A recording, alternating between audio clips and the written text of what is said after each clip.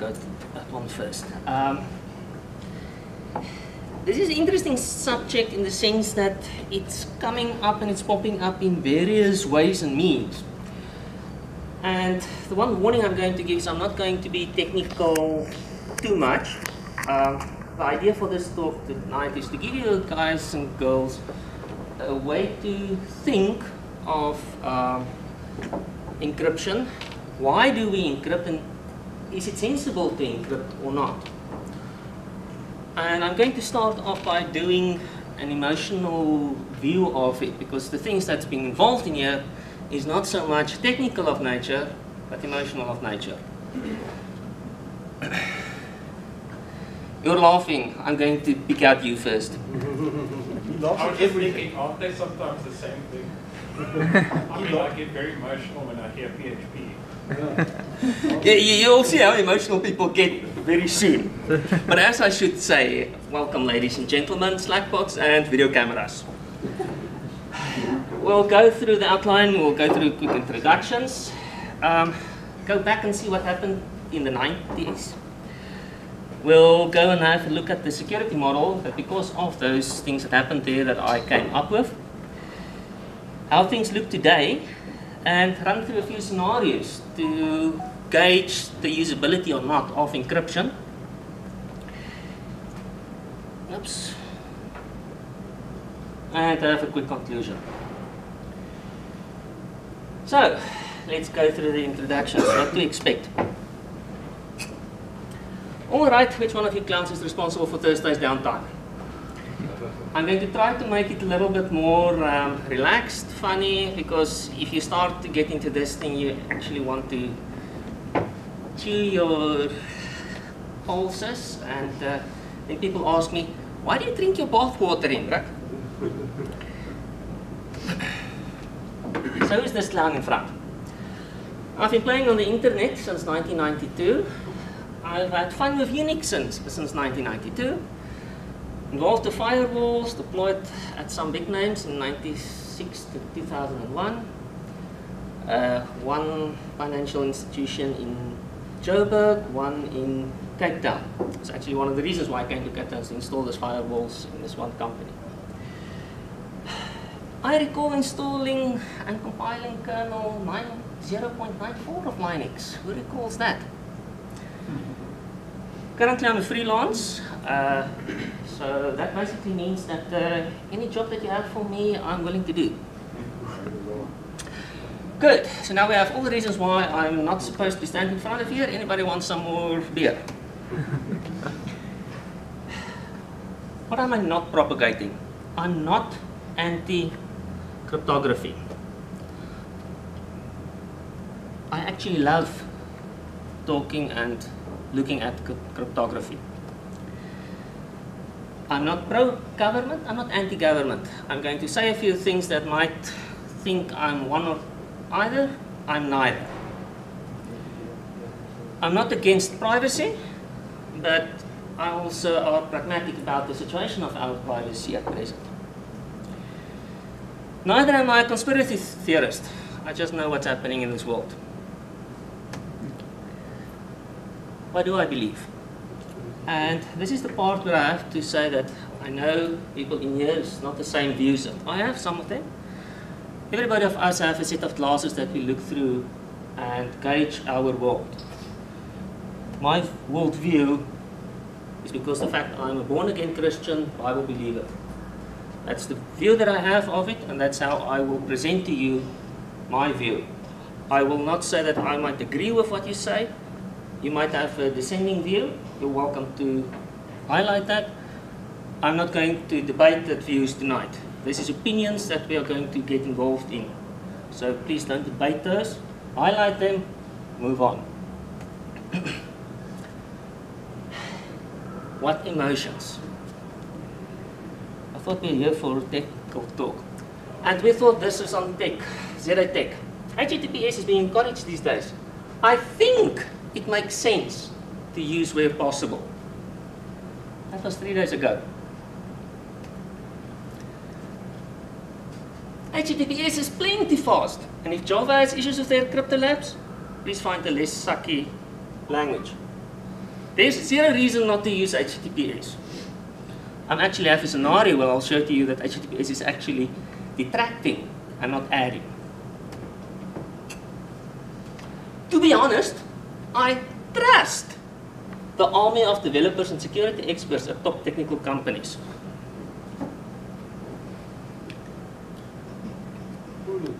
I don't trust them. Just say that. Fear. My trust is not there either. But now you see, this is emotional environment. It's emotionally charged when you get to encryption.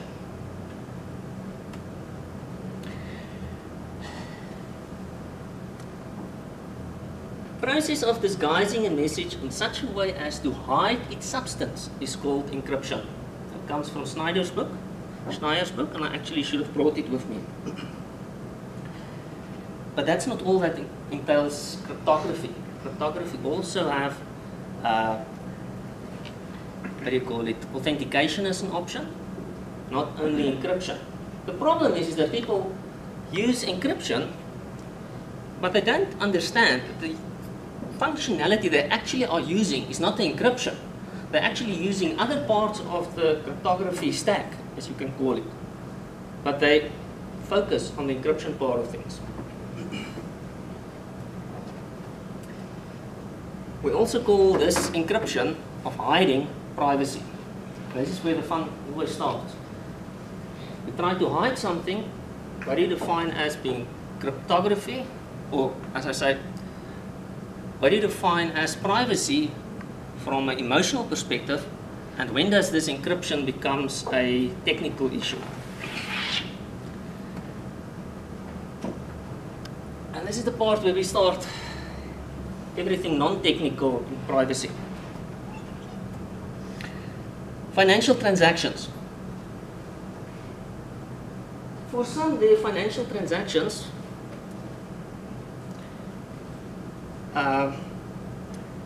would be seen as private. Others might not want their financial transactions to be private. They want to show the world what they do. But there's another aspect that is not included in this privacy, and that's the authentication of financial transactions. That's a different issue. But for a financial transaction, that happens like I pay my household, my cleaner for my house cleaner this amount of money. I pay this to my landlord.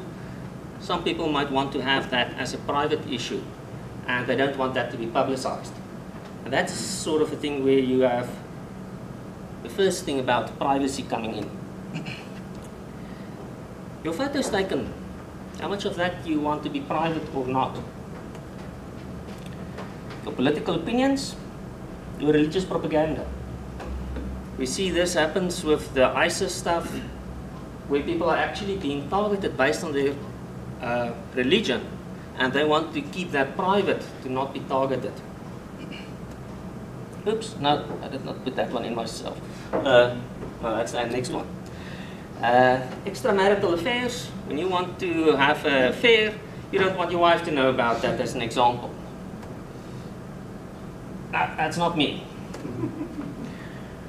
And then the other thing that privacy comes into is covert spy operations. And that's where the encryption, the hiding of things came out the first and the most, where people try to hide their communications from others. And that's a privacy thing, as you can say in some or other way. Oops. My flat is very cold. Let's go back to the 90s and have a look at what happened there. The reason for I'm wanting to go back there is, besides this year, this Back to the Future theme. And the fun with that one is, yes, I'm a moving target, sorry, is that they sort of, let's see what happened earlier, to not repeat that. So I want to go back to there to see what happened back then, to see how much we've been repeating or not. Way back then we had mainframes coming from the 80s. We had mainframes and bulletin boards. Who remember a bulletin board? The fun part with the mainframe and those environments is you had telephone lines and leased lines. It was a very fixed physical connection in most ways, where you have this point and that point and you have a physical connection. So most of the times if you want to hack it, that is where the fracking and those guys freaking guys came in. You need to physically go and make some connection. You could do it, but it was a physical exercise.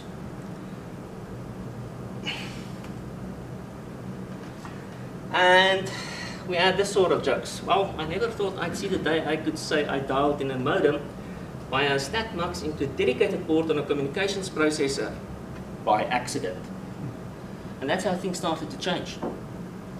Where we previously had this physical leased lines and connections, it suddenly became much more flexible in your phoning systems that became electronic. The 80s we also had the Rooi Gevaar, which the Americans called the Cold War, where we had this East-West spy games on our security to prevent things from happening. Who knows about the Orange Book?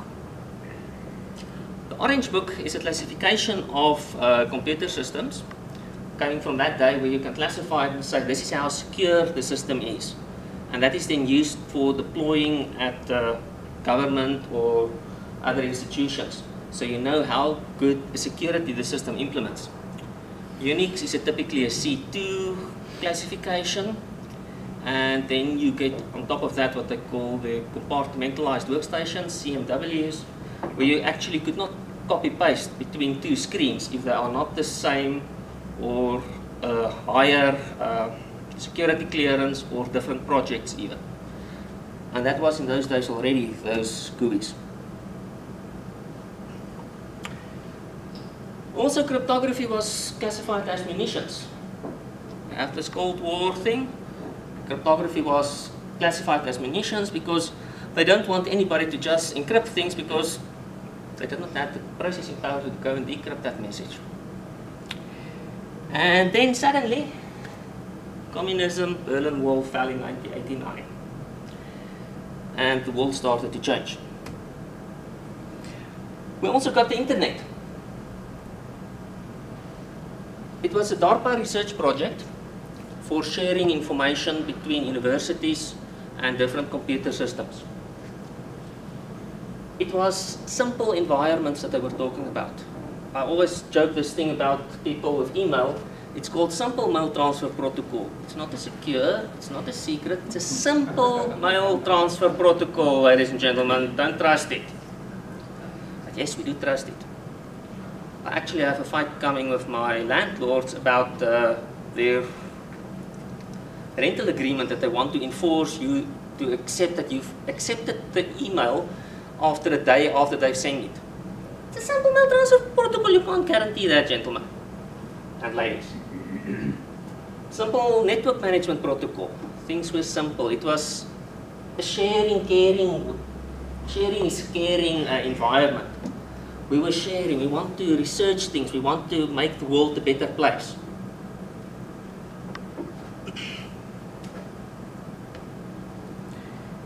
And then the internet became commercialized in the 90s.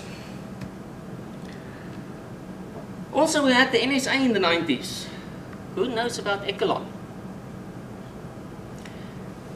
Echelon, or Echelon, depending on how you want to pronounce it, was the project by the Americans to capture all the communications, typically via satellite or via telephone lines, between America and Europe or America and Russia, to be able to capture and classify and say who is actually spying and who is trying to do something bad for America, against America. They also brought out the Clipper chip based on the skipjack protocol, which had this thing about it that they say, well, this is a government, what do you call it, the government issued chip that can be put into your phones that will encrypt your communication end to end. Very nice, comes from the government. The only caveat was that they have an escrow key, so that they can, if a judge so says, they can go and decrypt that communication from that two clipper chips. Guess who used it? Definitely not the criminals. People also started to care about and protecting their privacy.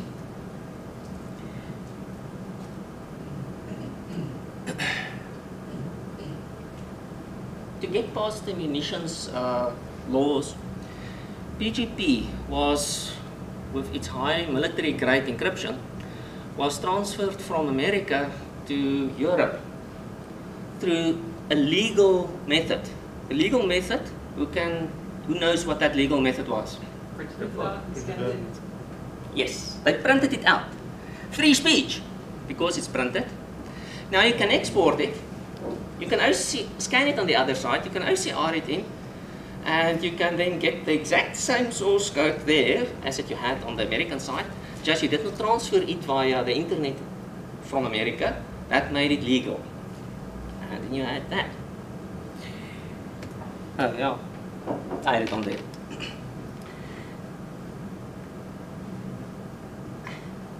The encryption on the DVDs. People was fighting against the DRM.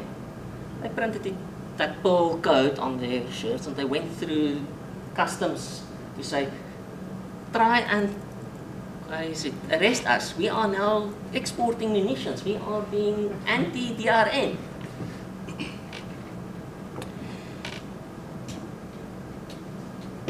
That's also the time when IPsec started. I had a preference towards the SCIP protocol, which I believe was the much more simpler one of the protocols. End of the day, the IPsec went for the IKE, ISA KMP standards, which I believe is an abortion when it gets to implementations. But again, it's my opinion.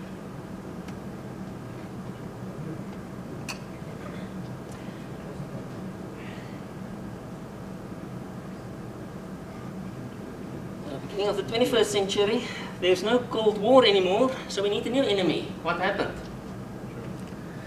Twin Towers fell at 9/11.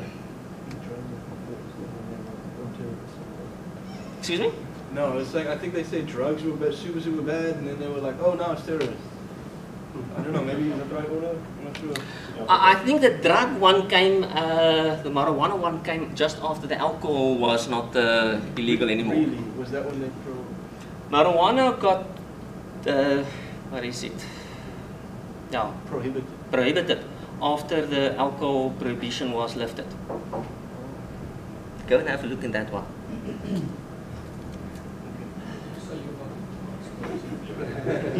Excuse me?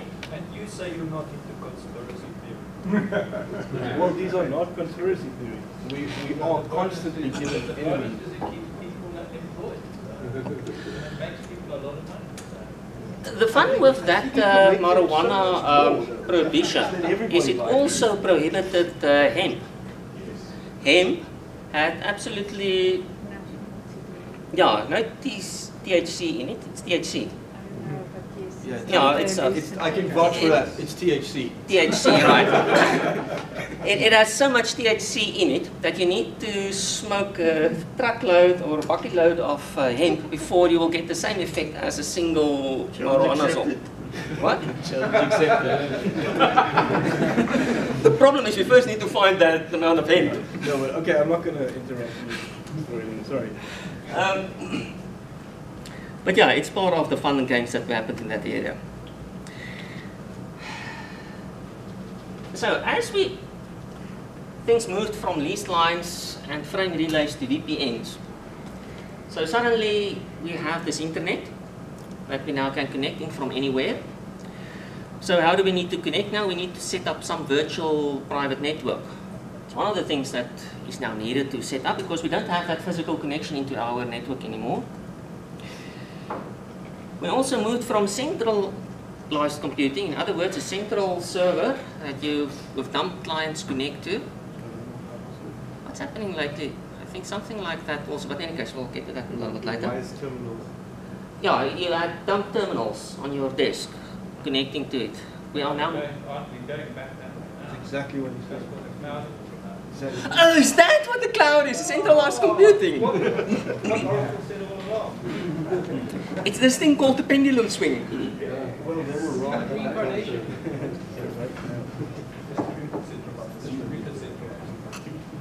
Oh, it's a distributed centralized system.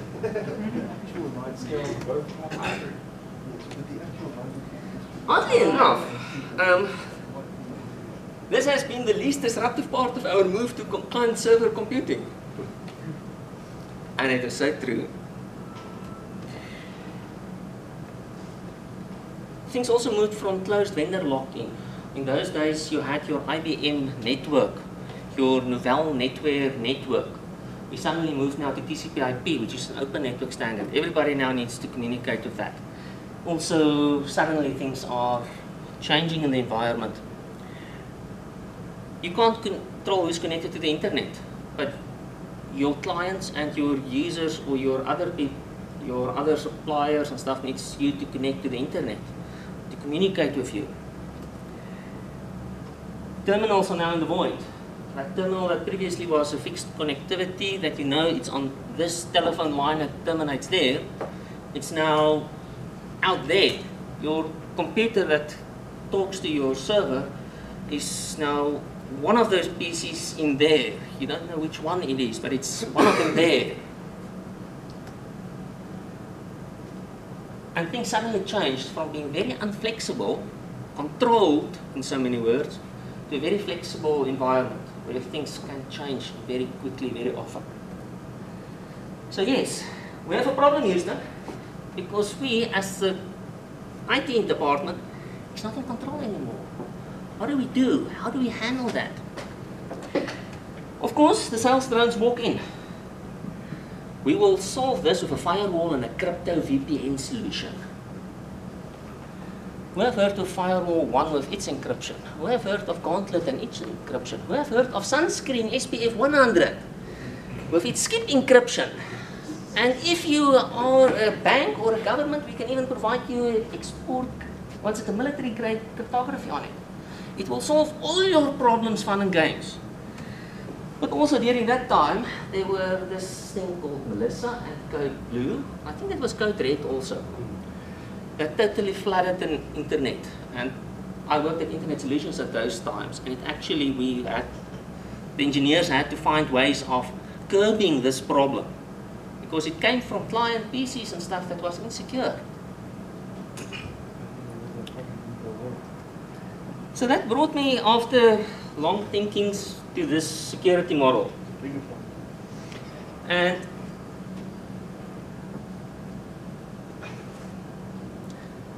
for me, it's sort of just common sense what this model is all about. But you don't see it in any book. Why not? It's common sense for me after I've worked with it. You have your humans, the personnel that you need to handle.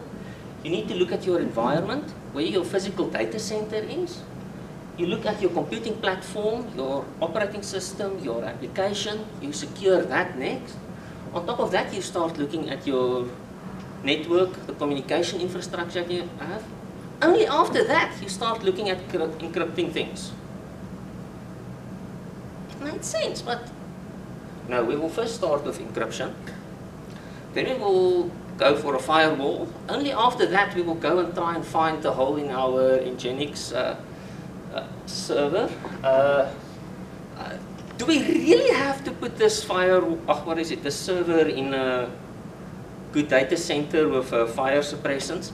Well, just, of course, 75% of your security issues is personnel. But no, we will rather secure from that down. We will not secure from the bottom up. Yeah, 90% of your security issues are human error.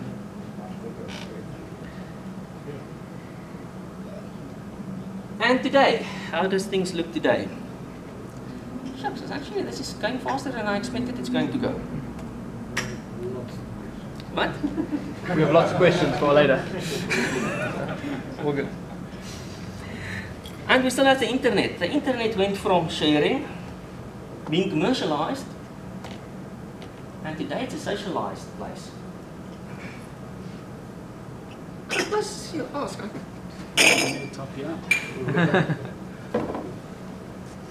I think I will go for the non-zero because I'm becoming jittery. And it's a change that happened in the internet, the progression that went from sharing information to commercializing the big internet bubble of the 2000s to now being a socialized place. And we were talking just earlier about what's happening in Africa. What is the internet in Africa? The internet in Africa is, where's my phone? I need to WhatsApp. Where's my phone? I need to read my Facebook, new tweet that I need to follow. Of course, the NSA still does exist, and it still does what the NSA does. Communication, yours belongs to us too. Snowden has said that, and for the past 20 years, the NSA have been capturing our information, they've been having fun with it, they just don't care much, they just will do it. And this again becomes now suddenly where we had that, remember that PGP, I would say what's the word there? In any case, the passion about that time is coming back again. And of course we have South Africa, the RICA and the FICAs, and all telecom providers need to record all users. In theory they should.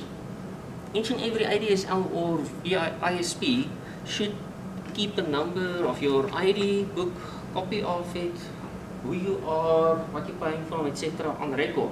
That's actually what the RICA said.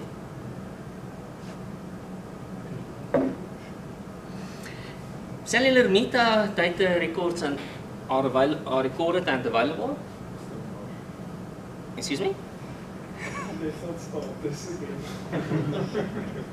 He's just saying that probably happens a lot in Stellenbosch.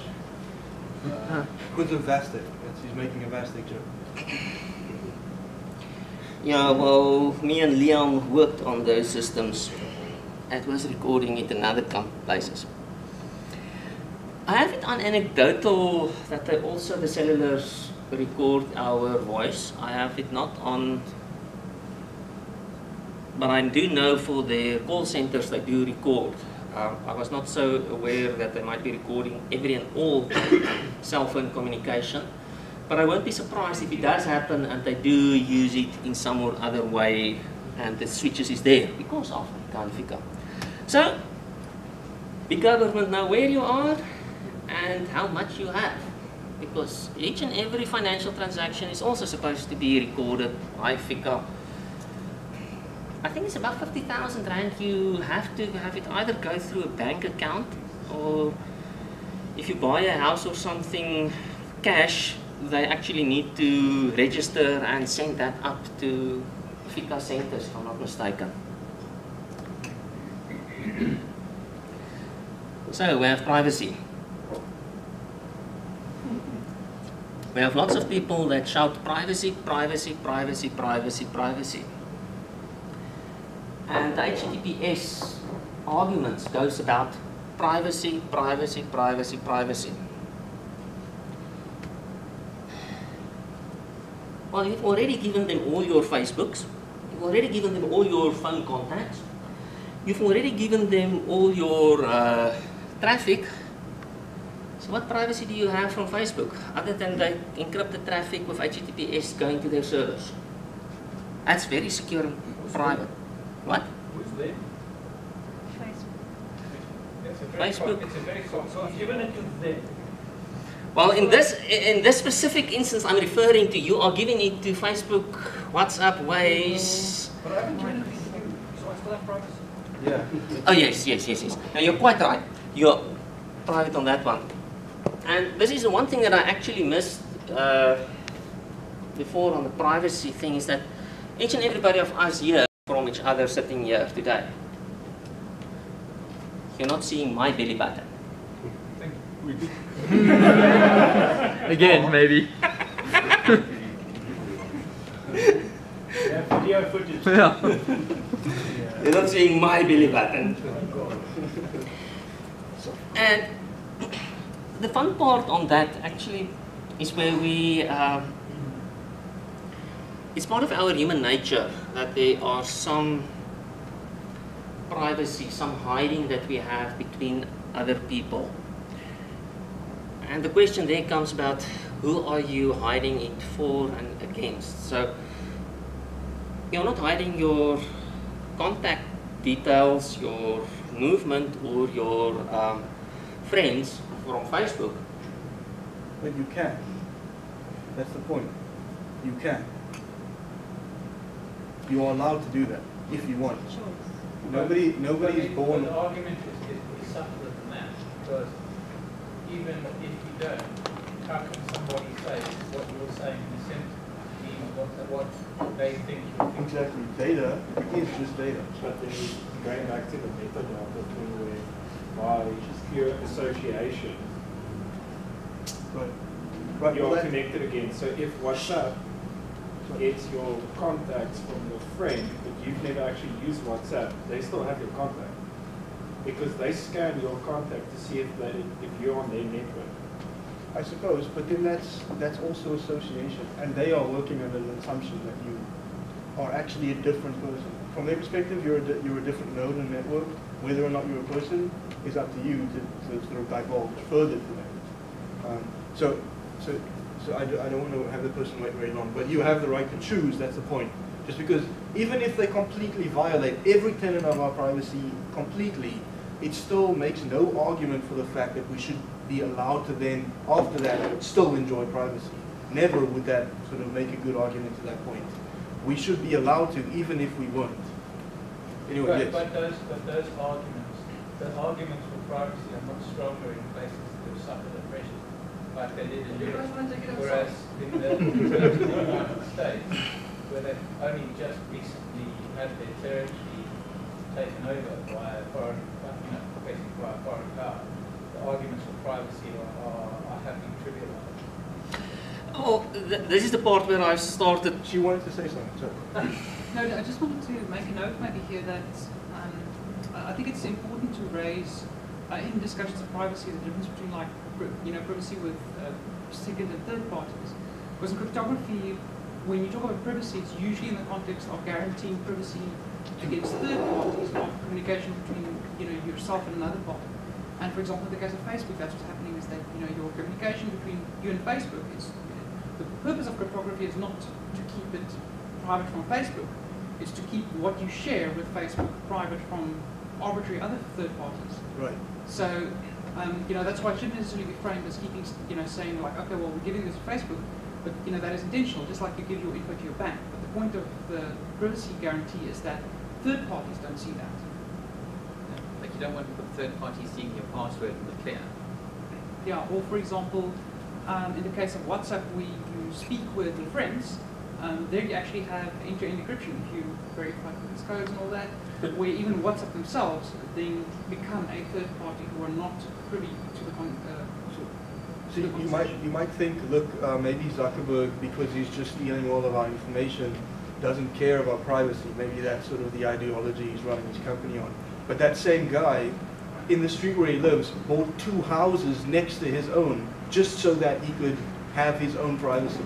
So does that guy actually think privacy doesn't matter if he spent 3 times as much that he needed to on a home just for privacy? Do you think that guy doesn't care? He cares a shitload about his privacy. He just wants you to think that it's not important to care about it. Why do we keep this for the As I said, it's a case of what you define, it becomes a very emotional point of view. Well, these are not emotions talking. This is clear-cut, rational thinking. It's your emotion, man. I don't feel that emotional about it. I don't see it like that through my glasses. Well, that's your problem, not mine. But yes. As I say, there's a difference in how we perceive these sort of things. But so yeah, I'm asking the question about what privacy do I have because Facebook already have this information of me. My Android phone that keeps on phoning home, and I recently opened up my maps and there's a visitor tab. Visitor tab it knows where I visited. So yes, you might not know where I visited, but Google already knows where I visited. But you could turn that off.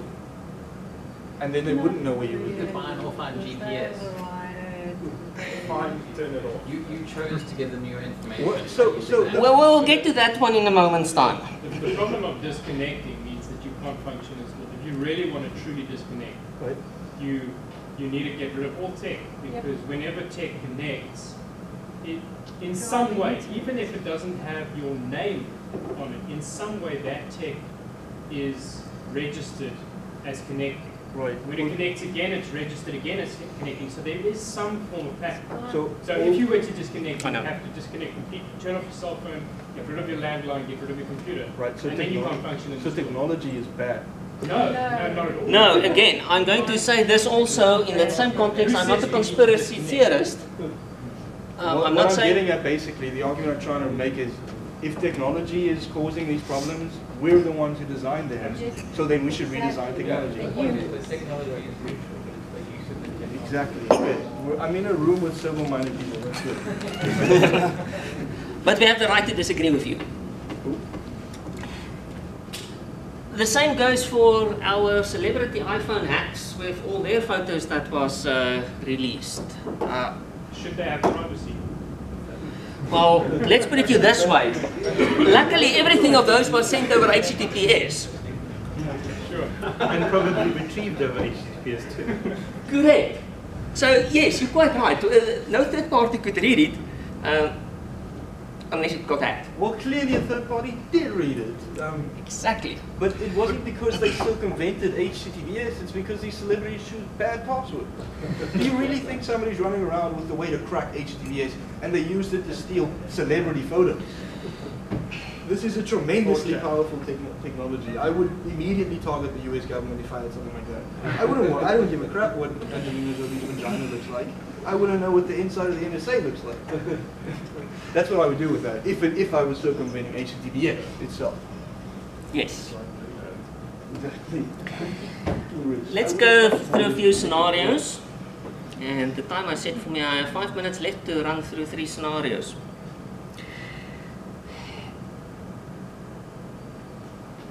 The first one is the world of no Orlean.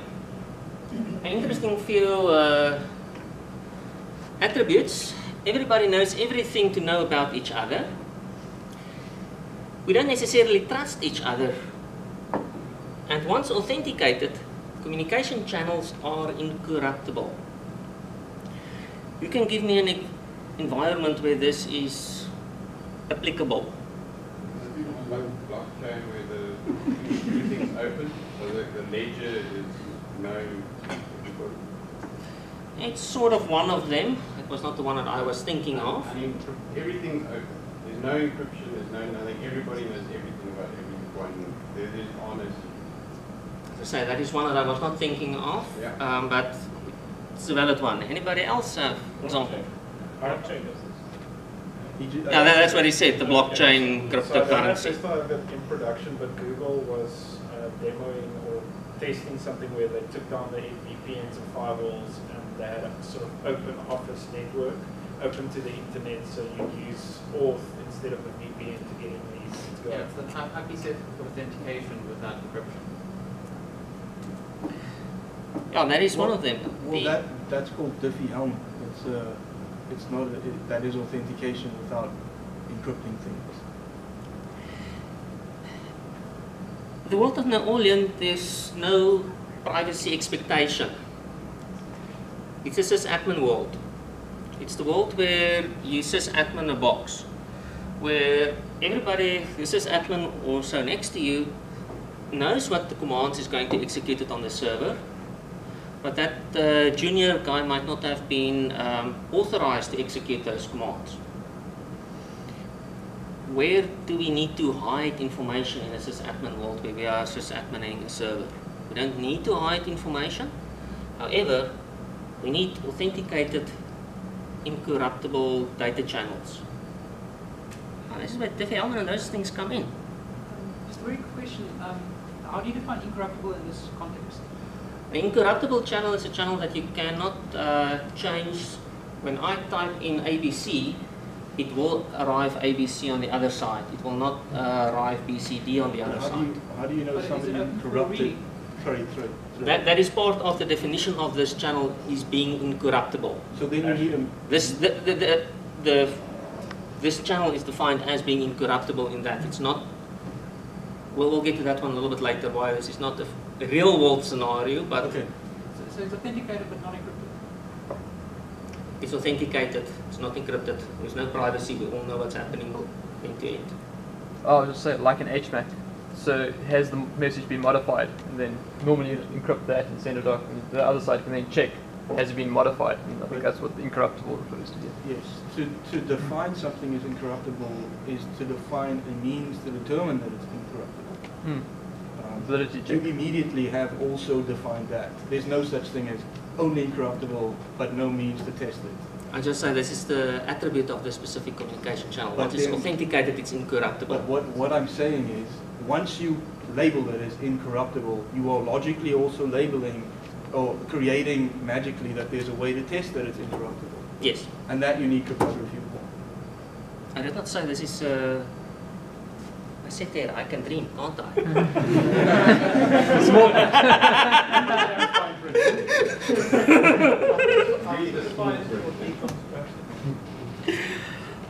So why don't we have this? We nearly had this with Kerberos and OTP-based telnet. And I say we nearly had it. What did Kerberos do? Kerberos had Diffie-Hellman type authentication. You authenticate on the one side to the Kerberos, what did they call that? But in any case, the master server, you authenticate it, he gives a ticket to you for you to be able, that will authenticate you and authorize you to connect to wherever. And you have a telnet channel and there you go. There's no need for encryption on that. You already know you're going to type ls, df, and those commands, or format c:. We don't need to hide that information. It's nothing to hide about. However, we have this thing called TCP/IP, which is inherently insecure and corruptible. And how did they do that? They made use of this thing called session hijacking. In other words, somebody set up the communication, telnet session, and after the guy has set it up, you find a way to inject data into that stream because of the way that TCP/IP do not have a way to authenticate the endpoints. SSH and HTTP include, as you said, that HMAC to guard against channel corruption. So when you use HTTPS and SSH, part of the protocol stack that you might not be aware of that is not so highlighted is the HMAC. It's the MD5, SH1, SH2, whatever the case might be lately. What? No, there's a few of them, but the basis of that is the way how they made sure that that channel is incorruptible. One of them. Yeah, one of the methods that they use. But what do? We just encrypt everything with SSH. Now we hide what we are doing. And we don't know what happened. There's a problem with... I'm actually looking for that sprite there. I should ask you. Yes, you can turn on this side. I'm going to talk a little bit longer here. There's services that people sell that acts as bastion hosts. So you SSH into a server or RDP into a server.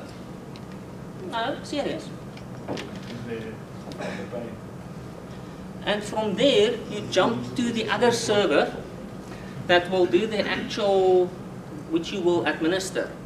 And the reason why they do that is to be able to to account for what the sysadmin did on the box. So they know the guy SSH'd in, did an ls command, and by mistake he did not type in format d:, but format c:. Guess what? The system just got corrupted.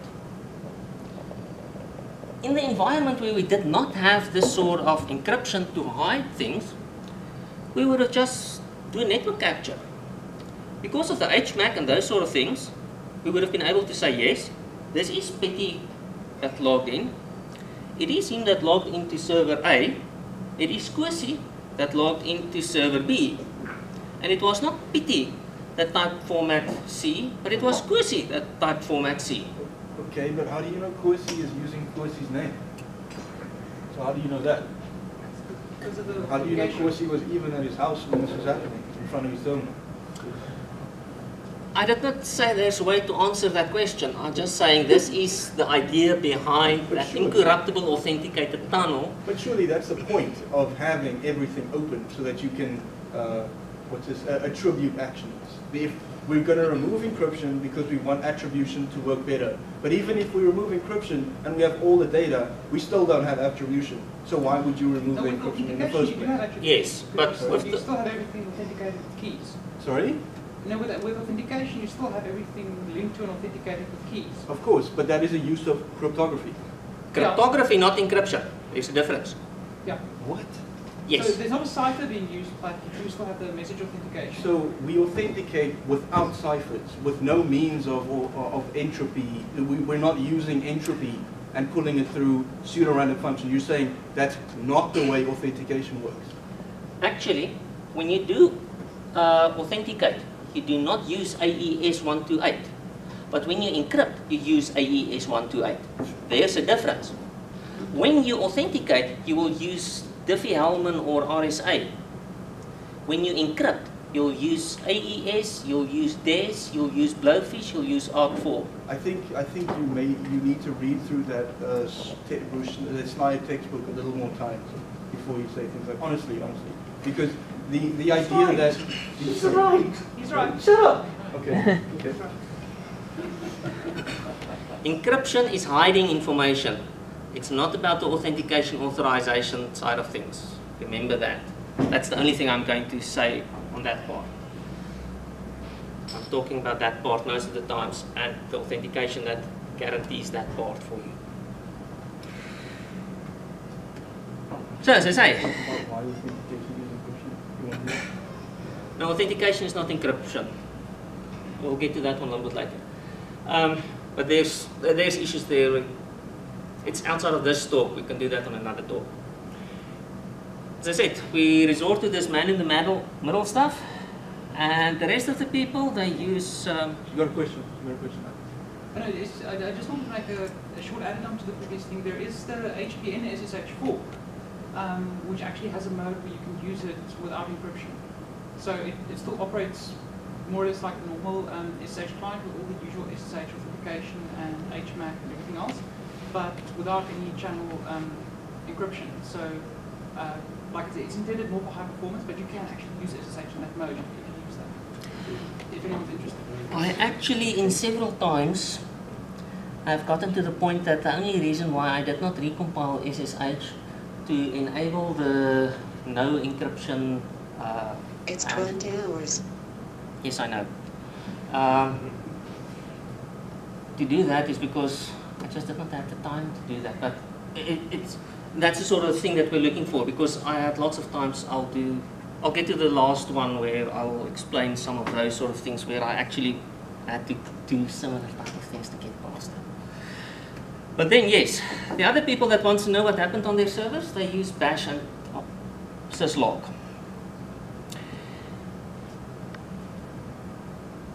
Problem statement, that one refers to is we need to securely distribute the large update to a large number of devices behind slow communication lines.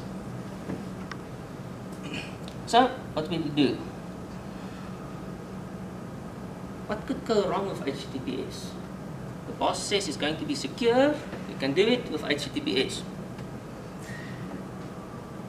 Where do things go wrong? The human that uploaded it uploaded the wrong version of the file. Bitrot, disk write error. How does HTTPS protect me from that? Anybody have any ideas how HTTPS protect me from that?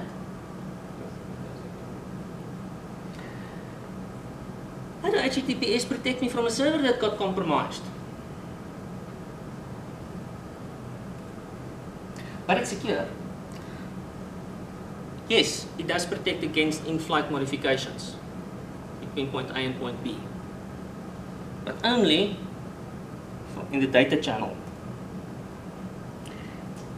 Of course, we have overloaded servers. We have overloaded lines that tries to cache it.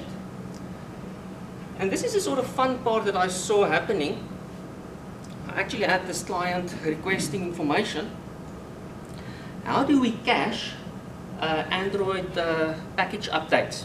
They want to deploy this app to clients in the rural areas, in a school there, but they want those files, those apps to get cached, and all the data there to get cached. Can't put it on the Play Store because the Play Store uses HTTPS. How do you cache it? The cache box guys actually go and they do a man-in-the-middle attack. Because what do?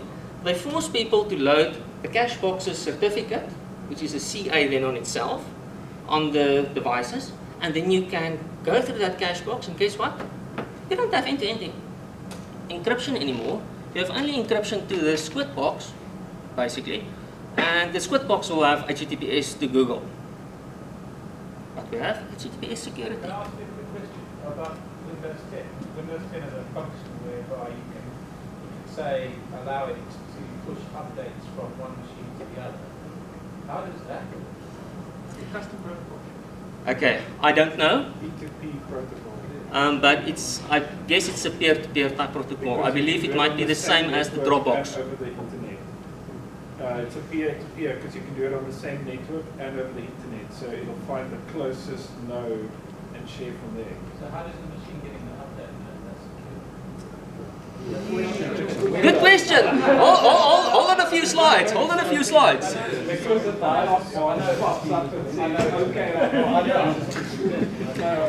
Can we hold a few slides and I might give you a possible answer? Sorry? Hold on a few slides and I'll tell you how it's been done. Clients get compromised. Now there's no way that a compromised client you'll be able to know really what's the issue on a file because the certs and stuff already gets broken there. But that's also something that do go wrong with file updates. So yes, who believes that HTTPS in this scenario was sensible? Well, can I say something?